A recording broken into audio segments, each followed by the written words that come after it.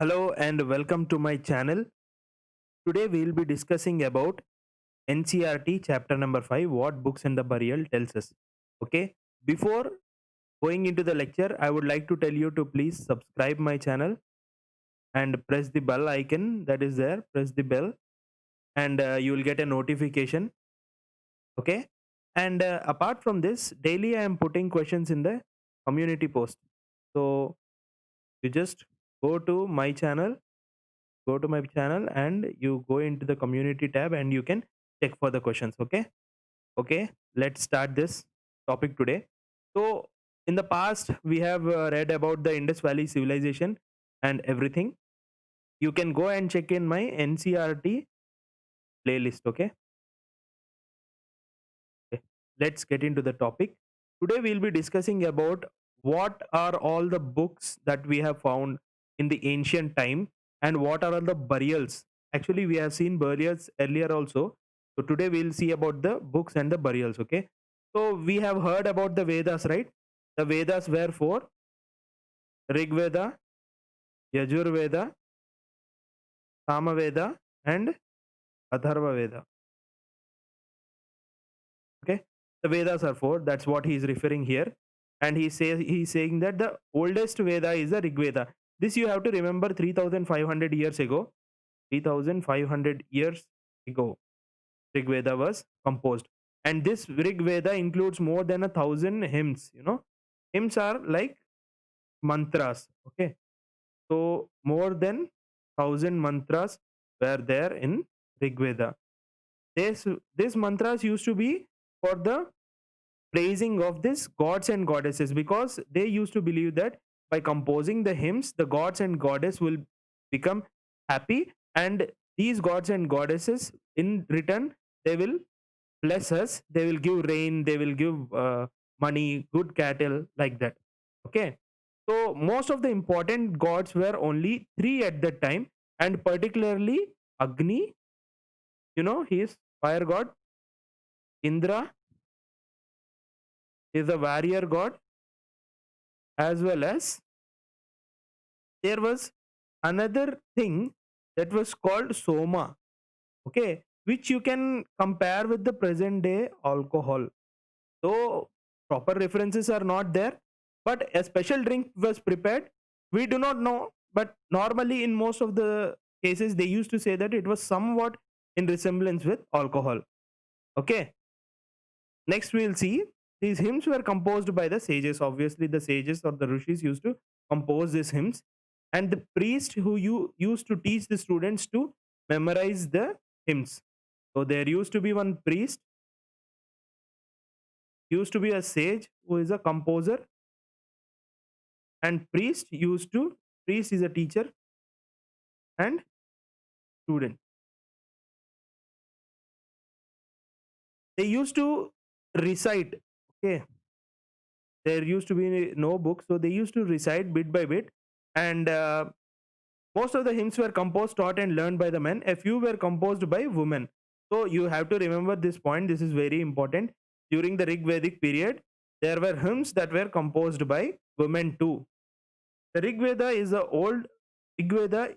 in old or Vedic Sanskrit, which is different from the Sanskrit you learn in school these days. So he is saying during the time of the Rig Veda, the Sanskrit was entirely different, or it was actually more complex at that time. Okay, so here he is saying he is showing the relation between the Sanskrit and other Indo-European languages.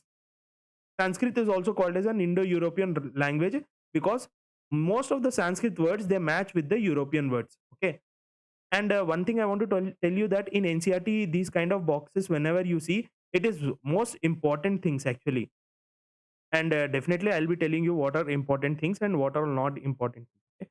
So he's saying that some Indian languages such as Assamese, Gujarati, Hindi, Kashmiri, and Sindhi, and many European languages like English, French, Greek, Italian, Spanish, they belong to the same family. So they are belonging to the same family. Why? Because there are common words. So he is giving an example. For example, we say ma in Hindi. The same, it is almost similar to mother in English, and it is in matra in Sanskrit.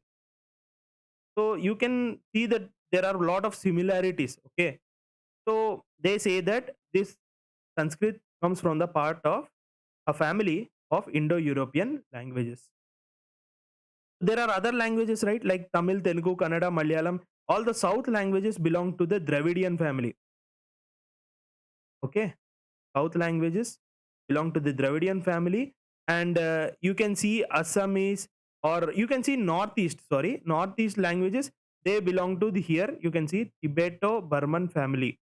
Note this. This is very important. Tibeto-Burman family, and these belongs to the Dravidian group, the southern languages, and the Jharkhand language that is used in Jharkhand and parts of central India belong to Austro-Asiatic family.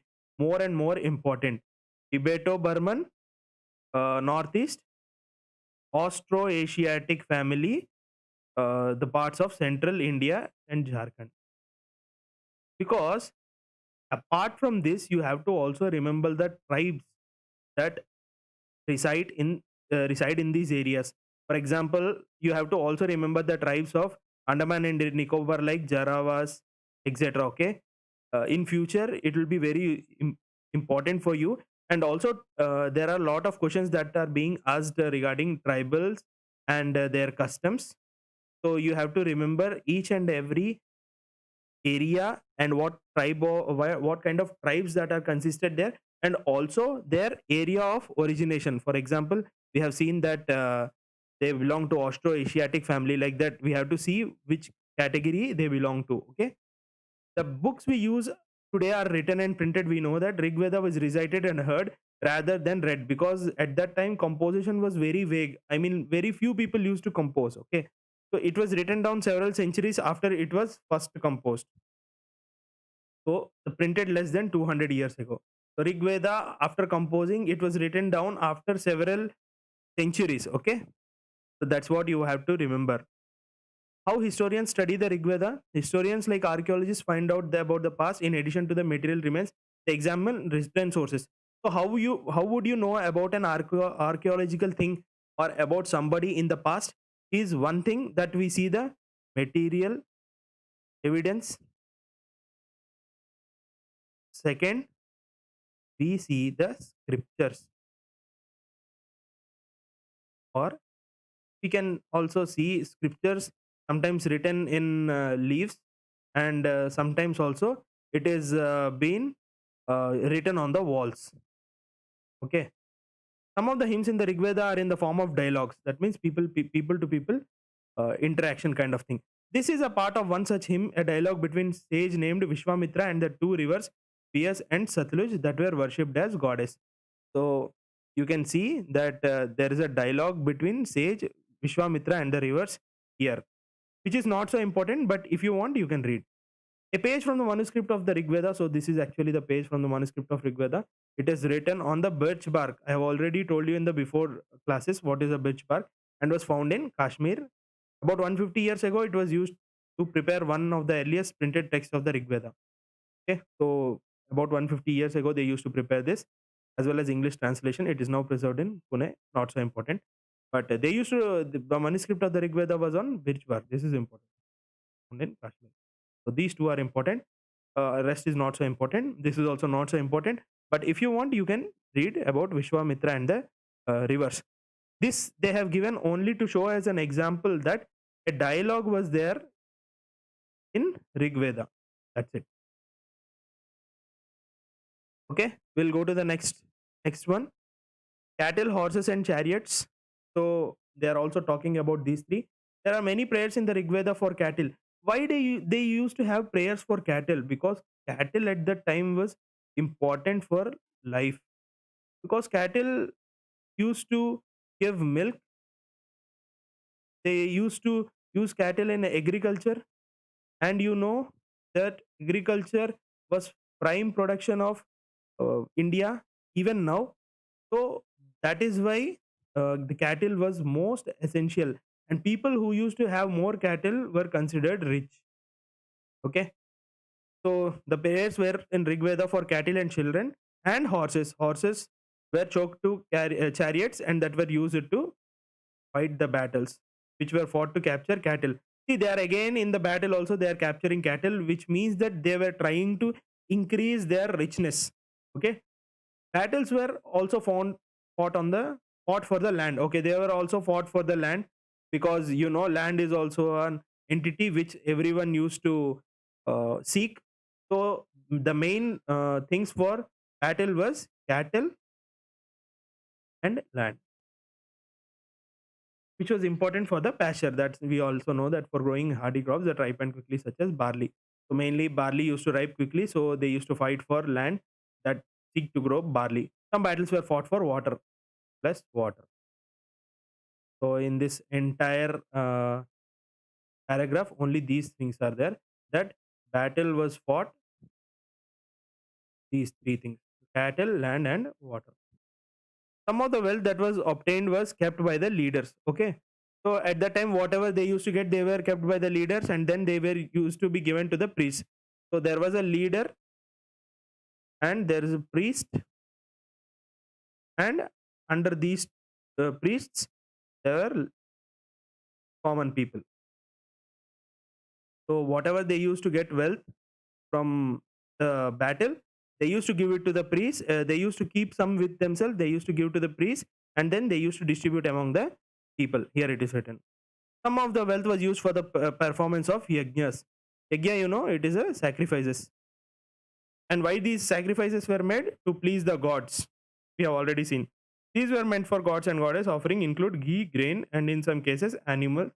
So they used to give offering of ghee, grain, and also animals, which is even prevalent today. Most men took part in these wars. There were no regular army, so they did not maintain any army. So the normal people also used to take part in the wars. There were assemblies where people met and discussed matters of war and peace. They choose their leaders, who were often brave and skillful warriors. So here I want to say that the caste thing prominently did not come yet, because they were choosing their leaders. See, they were choosing the leaders. Okay. So there were several ways of describing people in terms of work they do, the language they speak, the place they which they belong to, their family, their communities, and cultural practices.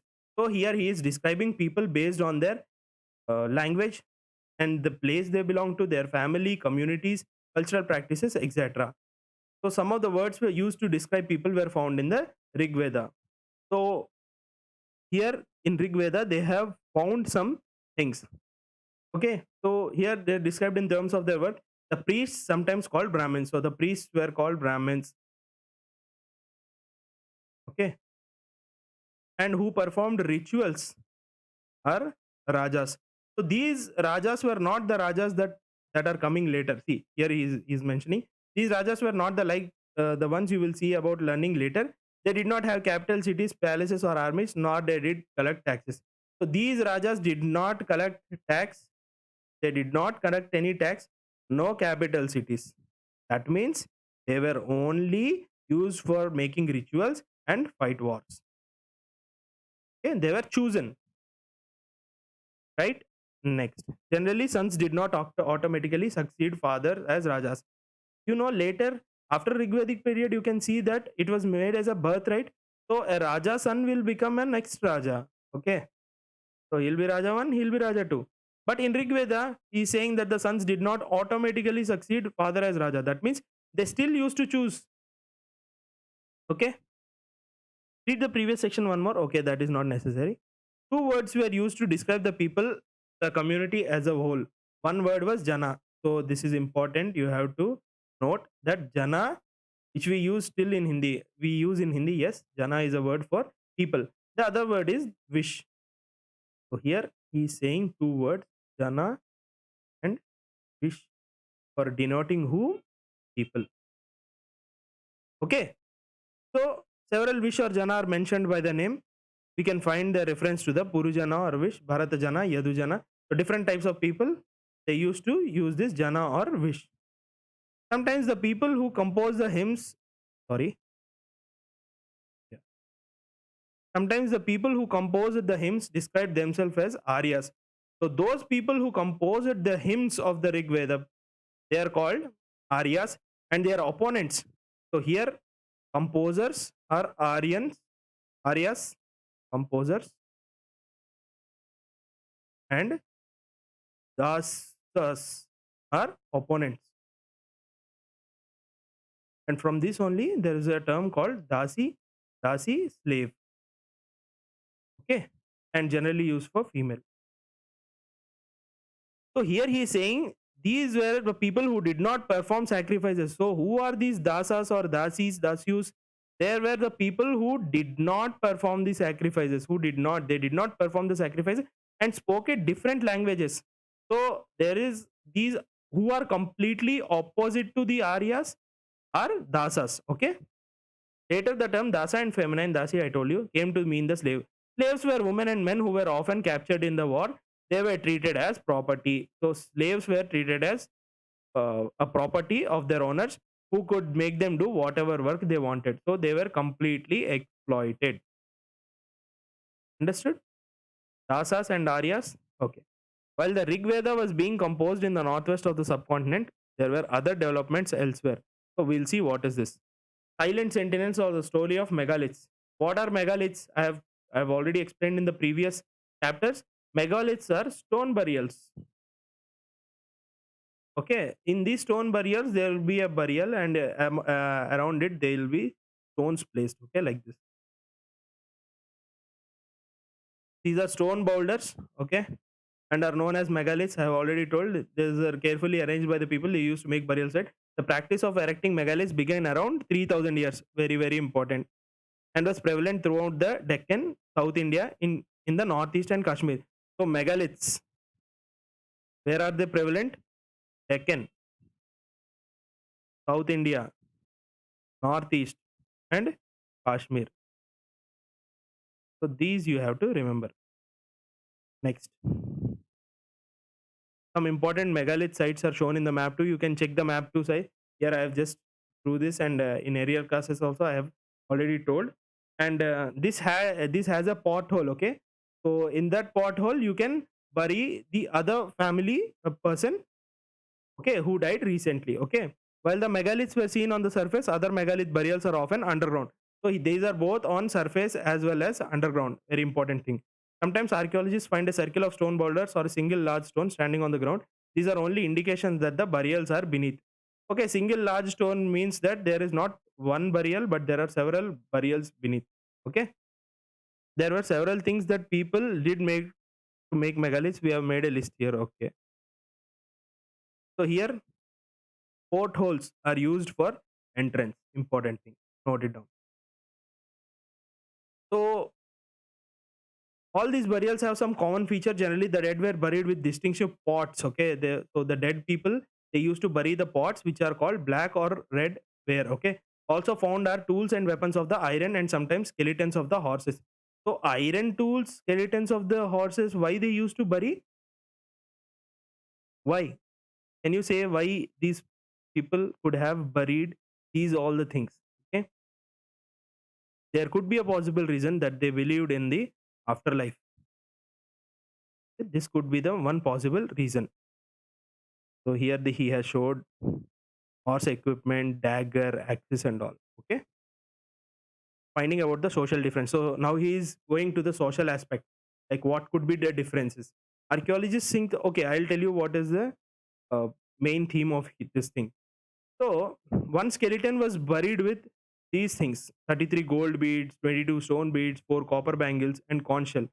What does this say? That means maybe that person is very rich at that time. Okay. And then some skeletons have only few pots. That means there are poor people also. So the difference in the status amongst the people who were buried, some were rich and others poor. That's it. No other thing in this paragraph. Were some burial spots meant for certain families? Let us see. So he is saying that some people where the megaliths contains more than one skeleton, that means indicate that the people perhaps belonging to the same family were buried. So I told you, right, different type of burials in the same place. That means that they were the same family at the same time, not at the same time, but at different times they used to bury different people belonging to the same family. Okay, the bodies of those who died later were brought into the grave through portholes. Okay, portholes were meant for that. Stone circles or boulders were placed probably as a signpost. So people should understand, right, that this burial belongs to them. So they used to keep a stone boulder, okay, so that they can return whenever possible to the same place, right? Special burial at Inam Gaon. This is called as Inam Gaon. So Inam Gaon is a site on the river God. You can see it on map too. The river God is a tributary of the Bhima. You have to remember this fact. It will ask in the geography also. Bhima tributary, river God. Okay. It was occupied between 3600 to 2700 years ago. I have to remember this point also. Here, adults were generally buried in the ground, laid out straight with their heads towards the north. Sometimes burials were within the houses. Vessels that probably contained food and water were placed with the dead. So, Inamgaon, I'll write it. I'll write right. Inamgaon, okay, 3600 to 2700 years ago. River God, okay. North head burial, not so important. Within houses, within house burial, okay. One man was found buried in a large four-legged clay jar in a courtyard or a five-roomed house, one of the largest houses at the site. So he's just telling what they have found there. The center of the settlement, this house also had a granary. The body was placed in cross-leg position. Not so important. What skeletal studies tell us? Okay, so he is telling about the skeletal studies. It is easy to make out skeleton of a child from its small size that we know. However, there are no major difference in the bones of a girl and a boy. Can we make out whether a skeleton was that of a man or woman? Sometimes people decide on the basis of what is found with the skeleton. So normally we cannot distinguish between male and female, right? So how they used to find? They used to find that if a skeleton is found with jewelry, it is generally considered to be female. Okay. However, there are problems with this. At that time, even the male people used to wear the jewelry. The better way of figuring out the sex of a skeleton is to look at the bone structure. The hip of the pelvic area of a woman is generally large to enable childbearing. So this is a scientific fact that it's a biological fact that the hip or the pelvic area of the woman is generally larger enough because they have to bear the child. So they are naturally made like that. These distinctions are based on the modern skeletal studies. Okay, about 2000 years ago, there has been a famous physician named Charaka. Okay, Charaka is a very distinguished, medicine expert, and he wrote the book called Charaka Samiti. This is very important. There, he states that the human body has 360 bones. This is much larger than the number of bones 200 that are recognized today. Taraka arrived at this figure by counting the teeth, joints, and cartilage. So he has counted the teeth, joint, and cartilage also. So he has got around 360 bones. So important in this Charaka Samiti.